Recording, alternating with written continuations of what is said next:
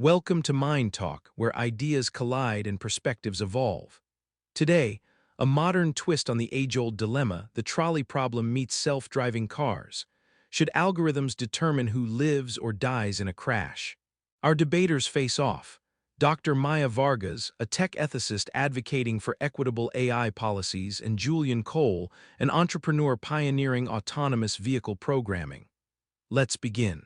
The question isn't whether self-driving cars will face moral choices. It's how we force designers to confront their biases. Prioritizing a CEO over a teacher, a young engineer over an elderly doctor. This isn't neutral math. It's moral laundering by code that risks entrenching societal inequities. And that's precisely why we shouldn't let lawmakers or academics decide. Engineers aren't moral philosophers. When milliseconds matter, a car shouldn't freeze debating utilitarianism. Program it to minimize total harm. Prioritize preserving more human lives, not social hierarchies.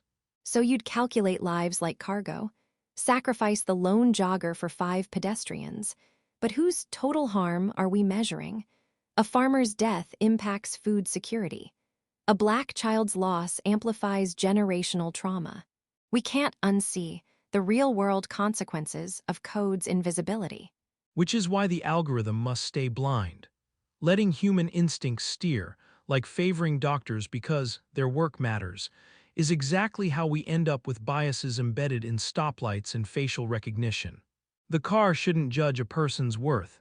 It should just save as many as possible. Blindness isn't neutrality. Even algorithms interpreting lives saved encode assumptions. Who's on streets at night, who commutes in risky vehicles. True equity demands intentional design, not passivity. Sweden's Saab already lets users choose speed limits or pedestrian zones, because ethics need human accountability, not automation's shrug. User choice, that's dystopian. Imagine your neighbor dialing up "Save my family first" while your child rides a bike. Chaos. The system must enforce fairness, not let individuals weaponize it. If we democratize this, we're back to 19th century eugenics, disguised as preferences. So Silicon Valley should dictate? You're the one weaponizing total harm. I'd rather risk chaos knowing humans own their moral reasoning than surrender ethics to shareholders prioritizing liability over justice. Germany's draft law already bans explicit bias programming. We need to go further. Legally demanding the impossible, a car can't weigh a scientist's genius versus a gambler's vice. It's why ethicists like you overcomplicate the simple calculus: don't kill. Even saving as many as possible assumes equal value, a premise I respect, unlike your hand-picked exceptions. Equal value doesn't mean identical treatment. Medicine triages, justice requires accounting for societal roles. To ignore context is to prioritize speed over humanity. If a car's code treats every life as fungible, have we just mechanized the oldest human failure? Or perfected its opposite. For centuries, drivers made snap judgments unconsciously, braking for a child, swerving from a truck. AI could do it consciously, transparently. But your framing reduces tech to a monster, while I see an opportunity to finally honor all lives equally. Equality here isn't possible anymore, it's binary. We choose to design or not design, but never none. Letting machines minimize harm is just outsourcing our fear of making hard moral choices. Accountability demands we face them head-on.